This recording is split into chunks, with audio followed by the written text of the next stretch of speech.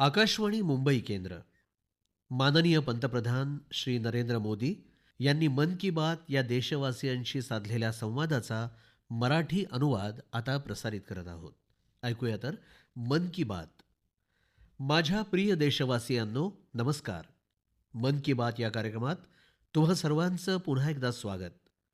नोव्हेंबरचा महिना अनेक प्रेरणादायक घडामोडी घेऊन आला. काही दिवसांपूर्वीच 26 नोव्हेंबर रोजी संविधान दिनानिमित्त संसदेच्या मध्यवर्ती सभागृहात एका विशेष कार्यक्रमाचं आयोजन करण्यात आलं होतं. वंदे मातरम या गीताला 150 वर्ष पूर्ण झाल्याबद्दल संपूर्ण देशभरात होऊ घातलेल्या कार्यक्रमांची दिमाखात सुरुवात झाली. 25 नोव्हेंबर रोजी अयोध्येत राम मंदिरावर धर्मध्वजाचं आरोहण करण्यात आलं. त्याच दिवशी कुरुक्षेत्रात ज्योतिसर इथं पांचजन्य स्मारकाचं लोकार्पण झालं. मित्रांनो, काही दिवसांपूर्वीच मी हैदराबादमध्ये जगातील सर्वात मोठ्या लिप इंजिन एमआरओ सुविधेचं उद्घाटन केलं. विमानांची देखभाल, दुरुस्ती आणि संपूर्ण तपासणी या क्षेत्रात भारतानं हे फार मोठं पाऊल उचललं आहे. गेल्या आठवड्यात मुंबईत झालेल्या एका कार्यक्रमामध्ये आयएनएस माहे हे जहाज भारतीय नौदलाच्या सेवेत सामावून घेण्यात आलं. गेल्याच आठवड्यात स्कायरूटच्या इन्फिनिटी कॅम्पसनं भारताच्या अवकाश परिसंस्थेला नवी उंची गाठून दिली. भारताची नवी मानसिकता, नवोन्मेष आणि युवा शक्तीचं हे प्रतिबिंब झालं आहे. मित्रांनो, कृषी क्षेत्रात देखील देशानं फार मोठी कामगिरी साध्य केली आहे. भारतानं 357 दशलक्ष टन अन्नधान्य उत्पादन करून एक ऐतिहासिक विक्रम केला आहे. 357 दशलक्ष टन. 10 वर्षांपूर्वीच्या आकडेवारीच्या तुलनेत भारतातील अन्नधान्य उत्पादन आता आणखी 100 दशलक्ष टनांनी वाढलं आहे. क्रीडा विश्वात देखील भारताचा झेंडा उंच फडकतो आहे. काही दिवसांपूर्वीच राष्ट्रकुल स्पर्धांचं यजमानपद भारताला देण्याची घोषणा देखील करण्यात आली. या कामगिऱ्या देशाच्या आहेत, देशवासियांच्या आहेत आणि मन की बात हा कार्यक्रम देशातील लोकांच्या अशा यशोगाथा, लोकांच्या सामूहिक प्रयत्नांना सामान्य जनतेसमोर आणणारं एक उत्तम व्यासपीठ आहे. मित्रांनो, जर मनात तीव्र इच्छा असेल, सामूहिक शक्तीवर, संघभावनेनं काम करण्यावर विश्वास असेल, अपयश मिळालं तर पुन्हा उठून उभं राहण्याचं धैर्य असेल, तर कठीणात कठीण कार्यात सुद्धा यशाची खात्री मिळते. जेव्हा उपग्रह नव्हते, जीपीएस प्रणाली नव्हती, दिशादर्शनाची कोणतीही सोय नव्हती, त्या काळाची तुम्ही कल्पना करून बघा. आपले नाविक तेव्हाही मोठमोठी जहाजं घेऊन समुद्र सफरीला जात आणि इच्छितस्थळी पोहोचत. आता समुद्राच्या पलीकडे जाऊन जगातले देश अवकाशाची अनंत उंची मोजू लागले आहेत. आव्हानं तर तिथे देखील आहेत. कोणतीही जीपीएस प्रणाली नाही, संपर्काची तितकीशी बरी व्यवस्था नाही. मग आपण पुढे कसं जाणार? मित्रांनो, काही दिवसांपूर्वी समाज माध्यमांवरच्या एका व्हिडिओनं माझं लक्ष वेधून घेतलं. हा व्हिडिओ इस्रोच्या एका अनोख्या ड्रोन स्पर्धेविषयी होता. या व्हिडिओमध्ये आपल्या देशातील युवक, विशेषतः नव्या पिढीचे तरुण, मंगळ ग्रहासारख्या वातावरणात ड्रोन उडवण्याचा प्रयत्न करत होते. ड्रोन उडत होते, थोडा वेळ संतुलन साधत होते आणि मग अचानक जमिनीवर कोसळत होते. असं का होत होतं माहीत आहे? कारण हे जे ड्रोन उडत होते त्यांच्यासाठी जीपीएस प्रणालीची अजिबात मदत उपलब्ध नव्हती. मंगळ ग्रहावर जीपीएस प्रणाली असणं शक्य नाही. त्यामुळे ड्रोनला बाहेरून कोणतीच सूचना किंवा मार्गदर्शन मिळू शकत नव्हतं. त्या ड्रोनला स्वतःचा कॅमेरा आणि अंतर्गत सॉफ्टवेअरच्या बळावरच उडायचं होतं. त्या छोट्याशा ड्रोनला जमिनीचा प्रकार ओळखून उंची मोजायची होती, खाचखळगे समजून घ्यायचे होते आणि स्वतः सुरक्षितपणे खाली उतरण्याचा रस्ता त्यालाच शोधायचा होता. आणि म्हणूनच हे ड्रोन एका मागोमाग एक कोसळत होते. या स्पर्धेमध्ये पुणे येथील तरुणांच्या संघानं काही अंशी यश मिळवलं. त्यांचा ड्रोन सुद्धा अनेक वेळा खाली पडला, कोसळला, पण त्यांनी माघार घेतली नाही. बऱ्याच प्रयत्नांनंतर या संघाच्या ड्रोननं मंगळ ग्रहासारख्या परिस्थितीत काही वेळ उडण्यात यश मिळवलं. मित्रांनो, हा व्हिडिओ पाहताना माझ्या मनात आणखी एक दृश्य उभं राहिलं. त्या दिवशी जेव्हा चंद्रयान-2चा संपर्क तुटला होता, त्या दिवशी संपूर्ण देश, विशेषतः वैज्ञानिक काही क्षणांसाठी निराश झाले होते. पण मित्रांनो, हे अपयश त्यांना थांबवू शकलं नाही. त्याच दिवशी त्यांनी चंद्रयान-3च्या यशाची गाथा लिहायला सुरुवात केली. याच कारणामुळे चंद्रयान-3 जेव्हा यशस्वीपणे चंद्रावर उतरलं, तेव्हा ते केवळ त्या मोहिमेला मिळालेलं यश नव्हतं, तर अपयशातून बाहेर पडून घडवलेल्या विश्वासाचं यश होतं. या व्हिडिओमध्ये मला जे तरुण दिसत होते, त्यांच्या डोळ्यात मला तशीच चमक दिसली. मी जेव्हा आपल्या युवकांची निष्ठा आणि शास्त्रज्ञांचं समर्पण पाहतो, तेव्हा प्रत्येक वेळी मन उत्साहाने भरून जातं. युवकांची हीच निष्ठा विकसित भारताचं फार मोठं सामर्थ्य आहे. माझ्या प्रिय देशवासियांनो, तुम्हाला सगळ्यांना मधाचं माधुर्य तर नक्कीच ओळखीचं असेल, पण याच्या मागे किती लोकांची मेहनत आहे, किती परंपरा आहेत आणि निसर्गासोबत किती सुंदर ताळमेळ आहे, हे बहुतेकदा आपल्याला माहीत नसतं. जम्मू काश्मीरच्या डोंगराळ भागात वनतुळस म्हणजेच सुलाई, या सुलाईच्या फुलांपासून तिथल्या मधमाशा अत्यंत उत्तम मध तयार करतात. हा पांढऱ्या रंगाचा मध असतो आणि त्याला रामबन सुलाई मध असं म्हटलं जातं. रामबन सुलाई मधाला काही वर्षांपूर्वीच भौगोलिक मानांकन मिळालेलं आहे. त्यानंतर हा मध संपूर्ण देशात प्रसिद्ध होऊ लागला आहे. मित्रांनो, दक्षिण कन्नड जिल्ह्यातल्या पुत्तूरमधली झाडं मध उत्पादनासाठी उत्कृष्ट मानली जातात. तिथली ग्रामजन्य नावाची शेतकरी संस्था या नैसर्गिक देणगीला नवी दिशा देत आहे. ग्रामजन्य संस्थेनं तिथं एक आधुनिक प्रक्रिया संयंत्र उभारलं, ज्याच्याशी प्रयोगशाळा, बाटल्यांमध्ये भरण्याची प्रक्रिया, साठवण आणि डिजिटल मागोवा यासारख्या सुविधा संलग्न करण्यात आल्या. आता हाच मध ब्रँडेड उत्पादनाचं रूप घेऊन गावातून शहरात पोचला आहे. 2,500हून अधिक शेतकऱ्यांना या उपक्रमाचा लाभ मिळाला आहे. मित्रांनो, कर्नाटकातल्याच तुमकुरू जिल्ह्यात शिवगंगा कालंजिया नावाच्या संस्थेचा उपक्रम देखील अत्यंत कौतुकास्पद आहे. या संस्थेतर्फे प्रत्येक सदस्याला 2 मधुमक्षिका पालन पेट्या दिल्या जातात. या कार्याद्वारे या संस्थेनं अनेक शेतकऱ्यांना स्वतःच्या उपक्रमाशी जोडून घेतलं आहे. या संस्थेतले शेतकरी एकत्र मध काढतात, त्याला उत्तम पॅकेजिंग करतात आणि स्थानिक बाजारात घेऊन जातात. यातून त्यांना लाखो रुपयांची कमाई सुद्धा होत आहे. असंच एक उदाहरण नागालँडमध्ये होणाऱ्या क्लिफ हनी हंटिंगचं आहे. नागालँडमधल्या चोकलांगन गावात खियामनी यॉंगन ही आदिवासी जमात शेकडो वर्षांपासून मध गोळा करण्याचं काम करते. इथल्या मधमाशा झाडांवर नव्हे तर उंच डोंगरांवर मधाची पोळी बनवतात. म्हणूनच यातून मध गोळा करण्याचं काम सुद्धा तितकंच जोखमीचं असतं. इथले लोक आधी मधमाशांची हळूवारपणे बोलतात, त्यांची परवानगी घेतात. आज आम्ही मध गोळा करण्यासाठी आलो आहोत, असं मधमाशांना सांगतात आणि त्यानंतरच ते मध काढतात. मित्रांनो, आज भारत मध उत्पादनात नवे विक्रम स्थापन करत आहे. 11 वर्षांपूर्वी देशात 76,000 टन मधाचं उत्पादन होत असे. आता त्यात वाढ होऊन हे उत्पादन 1.5 लाख टनांपेक्षा जास्त झालं आहे. गेल्या काही वर्षात मधाची निर्यात सुद्धा 3 पटीपेक्षा जास्त वाढली आहे. मध अभियान कार्यक्रमांतर्गत खादी ग्रामोद्योगानं देखील लोकांना 2.25 लाखांपेक्षा जास्त मधुमक्षिका पालन पेट्यांचं वाटप केलेलं आहे. यातून हजारो लोकांना रोजगाराच्या नव्या संधी प्राप्त झाल्या आहेत. म्हणजेच देशाच्या वेगवेगळ्या कानाकोपऱ्यात मधाचं माधुर्य सुद्धा वाढत आहे आणि हे माधुर्य शेतकऱ्यांचं उत्पन्न देखील वाढवत आहे. माझ्या प्रिय देशवासियांनो, हरियाणामध्ये कुरुक्षेत्रात महाभारताचं युद्ध झालं होतं, हे आपल्याला सगळ्यांनाच माहीत आहे. पण युद्धाचा हा अनुभव तुम्ही तिथल्या महाभारत अनुभव केंद्रात प्रत्यक्ष अनुभवू शकता.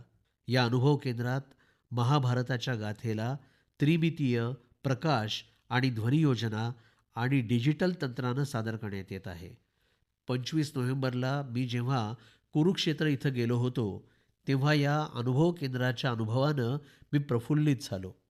मित्रांनो, कुरुक्षेत्रात ब्रह्मसरोवर इथं आयोजित आंतरराष्ट्रीय गीता महोत्सवात सहभागी होणं ही देखील माझ्यासाठी विशेष पर्वणी ठरली. जगभरातले लोक गीतेच्या दिव्य ग्रंथानं कसे प्रेरित होत आहेत, हे पाहून मी अत्यंत प्रभावित झालो. या महोत्सवात युरोप आणि मध्य आशियासह जगातल्या अनेक देशांचा सहभाग होता.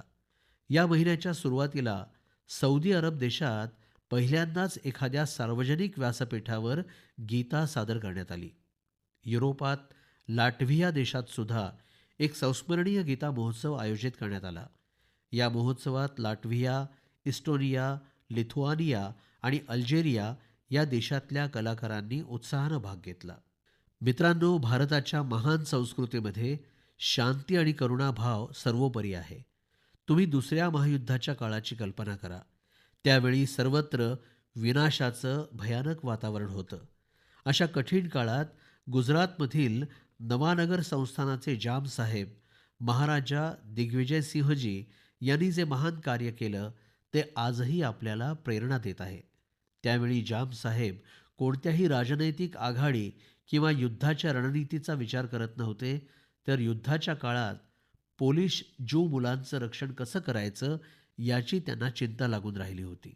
त्यांनी तेव्हा गुजरातमध्ये हजारो मुलांना आश्रय देऊन त्यांना नवजीवन दिलं. ही बाब आजही आदर्शवत आहे. काही दिवसांपूर्वी इस्रायलच्या दक्षिण भागात मोशाव नेवातीम इथं जाम साहेब यांच्या प्रतिमेचं अनावरण करण्यात आलं. हा फार मोठा सन्मान आहे. गेल्या वर्षी पोलंडमधील वॉर्सॉमध्ये मला जाम साहेब यांच्या स्मारकापाशी पुष्पांजली अर्पण करण्याचं भाग्य लाभलं. तो क्षण माझ्या कायम आठवणीत राहील.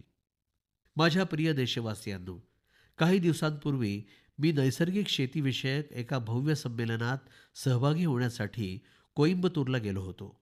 दक्षिण भारतामध्ये नैसर्गिक शेती संदर्भात सुरू असलेले उपक्रम पाहून मी अत्यंत प्रभावित झालो.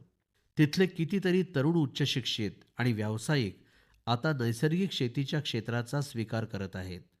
मी तिथल्या शेतकऱ्यांशी संवाद साधला, त्यांचे अनुभव जाणून घेतले. नैसर्गिक शेती भारताच्या प्राचीन परंपरांचा भाग आहे आणि धरणी मातेच्या रक्षणासाठी या पद्धतीला सतत प्रोत्साहन देणं हे आपलं सर्वांचं कर्तव्य आहे. मित्रांनो, जगातली सर्वात पुरातन भाषा आणि जगातल्या सर्वात प्राचीन शहरांमधलं एक शहर, या दोघांचा मिलाफ नेहमीच अद्भुत असतो. मी काशी तमिळ संगमम बद्दल बोलतो आहे.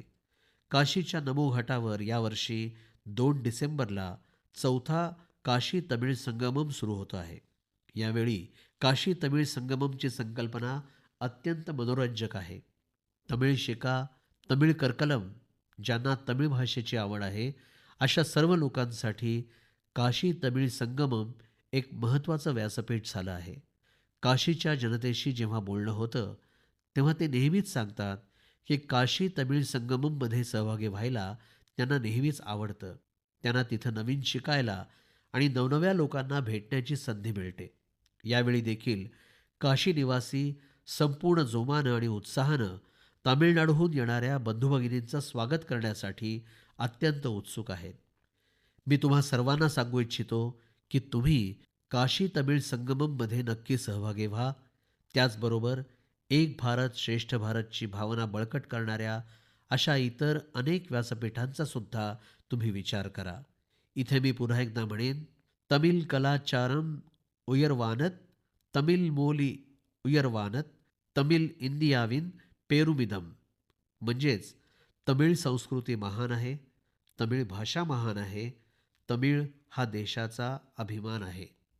माझ्या प्रिय देशवासियांनो, ज्यावेळी भारताच्या सुरक्षा यंत्रणेला बळकटी येते त्यावेळी प्रत्येक भारतीयाला अभिमान वाटत असतो. गेल्या आठवड्यामध्ये मुंबईमध्ये INS माहेला भारतीय नौदलामध्ये समाविष्ट करण्यात आलं. लोकांच्या उपस्थितीमध्ये झालेल्या या कार्यक्रमामध्ये माहेच्या स्वदेशी रचनेवर खूप चर्चा झाली. तर पुदुचेरी आणि मालाबार किनाऱ्यावरील लोक या नौकेच्या नावामुळेही आनंदित झाले. वास्तविक माहे हे नाव एका स्थानाच्या नावावरून ठेवण्यात आलं आहे. माहे या स्थानाला समृद्ध ऐतिहासिक वारसा आहे. केरळ आणि तामिळनाडूमधील अनेक लोकांनी निरीक्षण नोंदवलं आहे की युद्धनौकेच्या वरच्या टोकाकडचा भाग उरुमी आणि कलारीपयट्टू इथल्या पारंपरिक लवचिक तलवारीप्रमाणे दिसतो. आपल्या सर्वांसाठी एक अतिशय अभिमानाची गोष्ट म्हणजे आपल्या नौदलानं स्वावलंबी होण्यासाठी खूप वेगानं पावलं उचलण्यास प्रारंभ केला आहे. 4 डिसेंबरला आपण नौसेना दिवस साजरा करणार आहोत. आपल्या सैनिकांच्या अदम्य साहसाचा आणि पराक्रमाचा सन्मान करण्यासाठी हा एक विशेष दिवस आहे. मित्रांनो, जे लोक नौदलाशी संबंधित असतात, जोडले गेलेले असतात, त्यांना पर्यटनामध्ये विशेष रस असतो. त्यांच्यासाठी आपल्या देशामध्ये फिरण्यासाठी अनेक स्थानं आहेत. तिथं जाऊन त्यांना खूप काही शिकण्याची संधी मिळेल. देशाच्या पश्चिमी किनारपट्टीवर गुजरातमधील सोमनाथ जवळ एक जिल्हा आहे, दीव. दीवमध्ये INS खुकरीला समर्पित खुकरी मेमोरियल अँड म्युझियम आहे. तसंच गोव्यामध्ये नेव्हल एव्हिएशन म्युझियम आहे. हे संपूर्ण आशियातील सर्वाधिक वेगळं, अद्वितीय असं संग्रहालय आहे. कोची किल्ला इथं INS द्रोणाचार्यमध्ये भारतीय नौदलाचं संग्रहालय आहे. इथं आपल्या देशाच्या नौवहन क्षेत्राचा इतिहास आणि भारतीय नौदलामध्ये घडून आलेली उत्क्रांती पाहायला मिळते. श्री विजयापुरम म्हणजेच ज्या स्थानाला पूर्वी पोर्ट ब्लेअर असं म्हणत होते, तिथं समुद्रिका नौदल संग्रहालय आहे. त्याच्या माध्यमातून या क्षेत्राचा समृद्ध इतिहास आपल्याला जाणून घेता येतो. कारवारच्या रवींद्रनाथ टागोर सागरी किनाऱ्यावरील युद्धनौका संग्रहालयामध्ये क्षेपणास्त्र आणि युद्ध साधनं आणि हत्यारं यांच्या प्रतिकृती ठेवण्यात आल्या आहेत. विशाखापट्टणम इथंही भारतीय नौदलाशी संबंधित एक पाणबुडी, हेलिकॉप्टर आणि लढाऊ विमानांचं संग्रहालय आहे.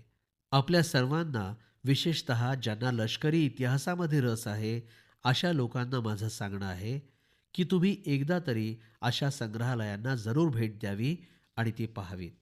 माझ्या प्रिय देशवासियांनो, थंडीचे दिवस सुरू होत आहेत आणि त्याचबरोबर हिवाळ्यातील पर्यटनाचाही काळ आता सुरू झाला आहे. जगातील अनेक देशांनी थंडीमध्ये केल्या जाणाऱ्या पर्यटनाला, अर्थात हिवाळी पर्यटनाला, आपल्या अर्थव्यवस्थेचा खूप मोठा आधार बनवला आहे. अनेक देशांमध्ये जगातील सर्वात मोठे यशस्वी हिवाळी महोत्सव आणि हिवाळी क्रीडा मॉडेल्स तयार करण्यात आली आहेत. या देशांनी skiing, snowboarding, snow trekking, ice climbing आणि फॅमिली स्नो पार्क्स यासारखे अनुभव लोकांना देण्यामध्ये आपली वेगळी ओळख निर्माण केली आहे. त्यांनी आपल्या हिवाळी महोत्सवालाही वैश्विक आकर्षणांमध्ये रूपांतरित केलं आहे. मित्रांनो, आपल्या देशामध्येही हिवाळी पर्यटनाच्या दृष्टीनं खूप क्षमता आहे. आपल्याकडे डोंगर, पर्वतरांगा आहेत, संस्कृतीही आहे आणि ॲडव्हेंचर अर्थात साहसी खेळांविषयी अनंत अमर्याद शक्यता आहेत. मला आनंद वाटतो की या दिवसांमध्ये उत्तराखंडचा हिवाळा पर्यटनप्रेमींना खूप आकर्षित करत आहे. हिवाळ्यामध्ये औली, मुनस्यारी, चोपटा आणि डेयारा यासारखी ठिकाणं खूप लोकप्रिय होत आहेत.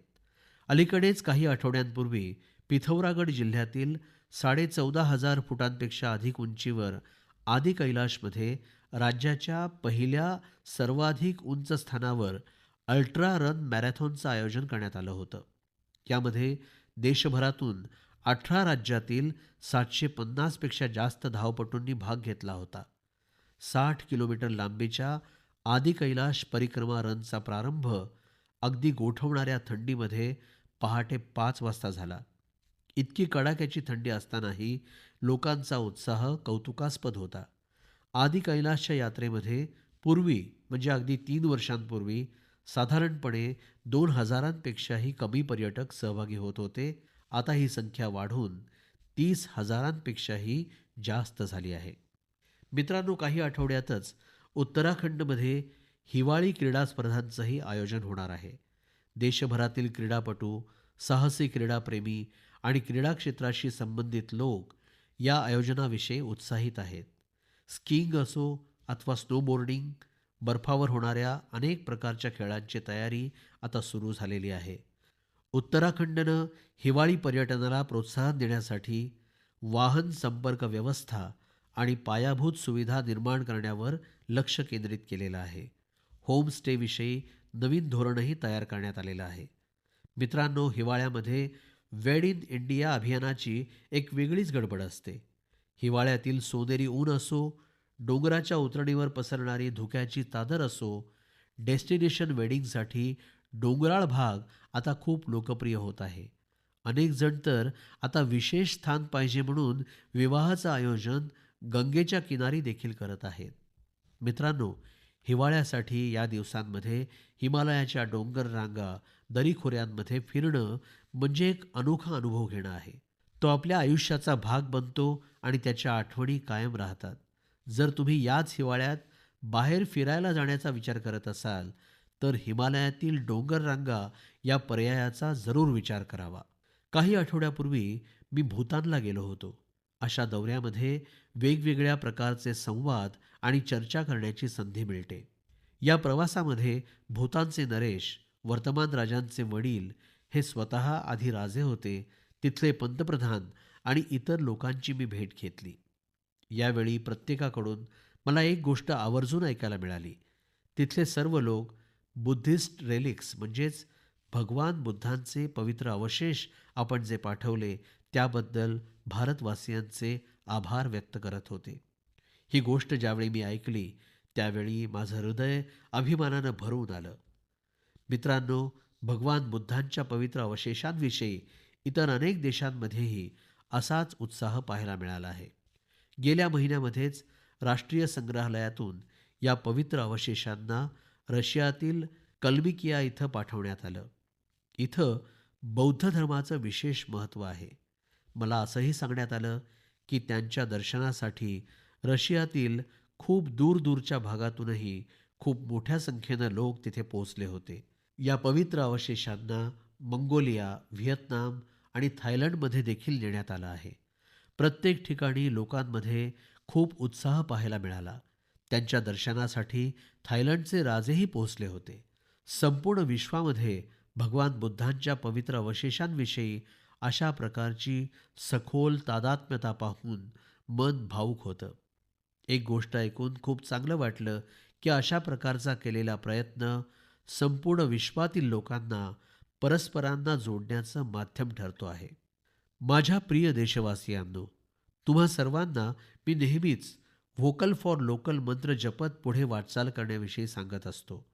अलीकडेच काही दिवसांपूर्वी G20 शिखर परिषदेच्या काळात ज्यावेळी जगभरातील अनेक नेत्यांना भेटी देण्याविषयीची चर्चा सुरू झाली, त्यावेळी मी पुन्हा एकदा म्हणालो, व्होकल फॉर लोकल. देशवासियांच्या वतीनं मी जगातील नेत्यांना ज्या भेटी दिल्या त्यामध्ये या स्थानिक भावनेकडे विशेष लक्ष देण्यात आलं. G20च्या काळात मी दक्षिण आफ्रिकेच्या राष्ट्रपतींना नटराजाची कांस्य प्रतिमा भेट दिली. ही प्रतिमा तामिळनाडूच्या तंजावूरच्या सांस्कृतिक वारशाशी संबंधित असून चोल काळातील शिल्पकलेचा तो एक अद्भुत नमुना आहे. कॅनडाच्या पंतप्रधानांना चांदीच्या अश्वाची प्रतिकृती मी भेट दिली. ही प्रतिकृती राजस्थानमधील उदयपूरच्या उत्कृष्ट शिल्पकलेचा नमुना आहे. जपानच्या पंतप्रधानांना चांदीमध्ये बनवलेली बुद्धाची प्रतिकृती भेट दिली. या कलाकृतीवर तेलंगणा आणि करीमनगरच्या प्रसिद्ध रजत कारागिरांनी कलाकुसर केलेली आहे. इटलीच्या पंतप्रधानांना फुलांची आकृती असलेला चांदीचा आरसा भेट स्वरूपामध्ये दिला. हा आरसा देखील करीमनगरच्या पारंपरिक धातू शिल्पकलेचं प्रदर्शन करणारा आहे. ऑस्ट्रेलियाच्या पंतप्रधानांना मी पितळी उरली भेट दिली. ही उरली केरळमधील मुन्नारमध्ये तयार केलेली एक उत्कृष्ट शिल्पाकृती आहे. माझा उद्देश हाच होता की संपूर्ण जगानं भारतीय शिल्पकला आणि परंपरा यांच्याविषयी जाणलं पाहिजे आणि आमच्या कारागिरांची प्रतिभा वैश्विक व्यासपीठावर गेली पाहिजे. मित्रांनो, मला आनंद आहे की व्होकल फॉर लोकल या भावनेला देशातल्या कोट्यवधी लोकांनी आपल्या जीवनाचा एक भाग बनवलेला आहे. यावर्षी ज्यावेळी तुम्ही सण उत्सवाच्या खरेदीसाठी बाजारात गेलेले असाल त्यावेळी एक गोष्ट तुम्हालाही जाणवली असेल की लोकांची पसंती आणि घरांमध्ये येणाऱ्या सामानांमध्ये एक स्पष्ट संकेत दिसून येत होता की देश स्वदेशी वस्तूंच्या वापरावर भर देत आहे. लोक स्वतःच्या मनानंच भारतीय उत्पादनांची निवड करत आहेत. या बदलाचा अनुभव लहान लहान दुकानदारांनाही आलेला आहे. यावेळी युवकांनी देखील व्होकल फॉर लोकल अभियानाला गती दिली. आगामी काही दिवसांमध्ये ख्रिसमस आणि नवीन वर्षानिमित्त खरेदीचा नवीन अध्याय सुरू होईल. आपल्या सर्वांना मी पुन्हा एकदा स्मरण करून देतो की व्होकल फॉर लोकल हा मंत्र लक्षात ठेवावा. ज्या वस्तू, ज्या गोष्टी देशात बनल्या आहेत त्यांचीच खरेदी करावी. तसंच ज्या उत्पादनाची निर्मिती करण्यासाठी देशवासियांचे परिश्रम कारणी लागले आहेत, त्याच वस्तूंची विक्री करावी. माझ्या प्रिय देशवासियांनो, भारतीय खेळांविषयी बोलायचं झालं तर हा महिना अगदी जोरदार राहिला. या महिन्याच्या प्रारंभीच भारतीय महिला संघानं आयसीसी महिला विश्वचषक जिंकून चांगला प्रारंभ केला. परंतु त्यानंतरही मैदानावर आणखी जास्त रंगत पाहायला मिळाली आहे. काही दिवसांपूर्वीच टोकियोमध्ये डेफ ऑलिम्पिक झालं होतं. या स्पर्धेमध्ये भारतानं आपली आत्तापर्यंतची सर्वश्रेष्ठ कामगिरी करून 20 पदकं जिंकली. आपल्या महिला खेळाडूंनी कबड्डी विश्वचषक जिंकून इतिहास रचला. संपूर्ण सामन्यांच्या काळामध्ये त्यांनी उत्तम कामगिरी करून प्रत्येक भारतीयाचं मन जिंकलं. जागतिक मुष्टियुद्ध चषकाच्या अंतिम फेरीमध्ये आपल्या खेळाडूंनी उत्कृष्ट कामगिरी केली. या स्पर्धेत त्यांनी 20 पदकं जिंकली. मित्रांनो, ज्याविषयी बोललो आणि त्याची चर्चाही खूप झाली ती म्हणजे आपल्या दृष्टिहीन महिला संघानं दृष्टिहीनांसाठीचा क्रिकेट विश्वचषक जिंकणं. यामध्ये सर्वात महत्त्वाची आणि मोठी गोष्ट म्हणजे आपल्या या संघाला एकाही म्हणजे कोणत्याही सामन्यामध्ये पराभव पत्करावा लागला नाही. या संघानं प्रत्येक सामना जिंकला आणि अखेर स्पर्धा आणि विश्वचषकही जिंकला. देशवासियांना या संघाच्या प्रत्येक खेळाडूविषयी खूप अभिमान वाटतो. या विजयी संघाची मी पंतप्रधान निवासस्थानी भेट घेतली. खरोखरीच या खेळाडूंचा आत्मविश्वास, खेळाविषयी असलेलं समर्पण, जिंकण्याची जिद्द अशा अनेक गोष्टी आपल्याला खूप काही शिकवणाऱ्या आहेत. हा विजय आपल्या क्रीडा इतिहासातील सर्वात मोठ्या यशांपैकी एक आहे. या खेळाडूंचा विजय प्रत्येक भारतीयाला प्रेरणा देत राहील. मित्रांनो, अलीकडे आपल्या देशामध्ये एन्ड्युरन्स स्पोर्ट्सची एक नवीन क्रीडा संस्कृतीही वेगानं उदयास येत आहे. एन्ड्युरन्स स्पोर्ट्स याचा अर्थ मला म्हणायचं आहे की अशा क्रीडाविषयक कार्यक्रमामध्ये आपल्या मर्यादेचं परीक्षण केलं जातं, परीक्षा घेतली जाते. काही वर्षांपूर्वीपर्यंत मॅरेथॉन, बाईकथॉन यासारख्या विशेष कार्यक्रमांचं आयोजन काही विशिष्ट लोकांपर्यंतच मर्यादित होतं. परंतु आता खूप काही बदल घडून आले आहेत. मला असंही सांगण्यात आलं की देशभरामध्ये प्रत्येक महिन्याला 1500 पेक्षा जास्त एन्ड्युरन्स स्पोर्ट्सचं आयोजन केलं जातं. या कार्यक्रमामध्ये भाग घेण्याकरता क्रीडापटू दूर दूरपर्यंत जातात. मित्रांनो, एन्ड्युरन्स स्पोर्ट्सचं एक उदाहरण आहे आयर्नमॅन ट्रायथलॉन. आता कल्पना करा की जर तुम्हाला असं सांगितलं गेलं की तुमच्याकडे एक दिवसापेक्षाही कमी अवधी आहे आणि तुम्हाला 3 कामं करायची आहेत. यामध्ये समुद्रात 4 किलोमीटरपर्यंत पोहणं, 180 किलोमीटर सायकल चालवणं आणि जवळपास 42 किलोमीटरची मॅरेथॉन धावायची आहे.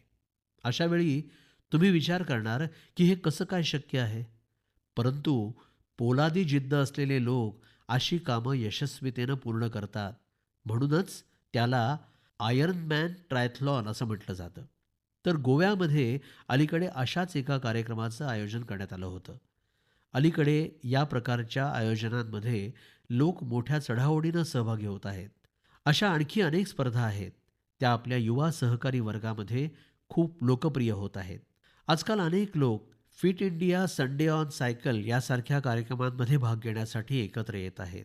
या सर्व गोष्टींमुळे फिटनेस अर्थात तंदुरुस्तीला प्रोत्साहन मिळत आहे. मित्रांनो, तुम्हा मंडळींना दर महिन्यात भेटणं हा माझ्यासाठी नेहमीच एक नवीन अनोखा अनुभव असतो. तुमच्या यशोगाथा, तुमचे प्रयत्न मला नव्यानं प्रेरणा देत असतात. तुमच्याकडून येणाऱ्या संदेशांमधून ज्या शिफारशी केल्या जातात, जे अनुभव सामायिक केले जातात, त्यामुळे मला या कार्यक्रमातून भारताच्या विविधतेला सामावून घेण्याची प्रेरणा मिळते. ज्यावेळी आपण पुढच्या महिन्यामध्ये भेटणार आहोत, त्यावेळी वर्ष 2025 संपण्याच्या मार्गावर असेल. देशाच्या बहुतांश भागामध्ये आता थंडीही अधिक कडाक्याची पडायला लागेल. हिवाळ्याच्या दिवसांमध्ये तुम्ही आपली स्वतःची आणि आपल्या कुटुंबियांची विशेष काळजी घ्यावी. पुढच्या महिन्यात आपण काही नवीन विषयांवर, नवीन व्यक्तींविषयी जरूर चर्चा करूया. खूप खूप धन्यवाद. नमस्कार. श्रोतेहो, आत्ताच आपण माननीय पंतप्रधान श्री नरेंद्र मोदी यांनी मन की बात या देशवासियांशी साधलेल्या संवादाचा मराठी अनुवाद ऐकलात. ही आकाशवाणी मुंबई केंद्राची निर्मिती होती.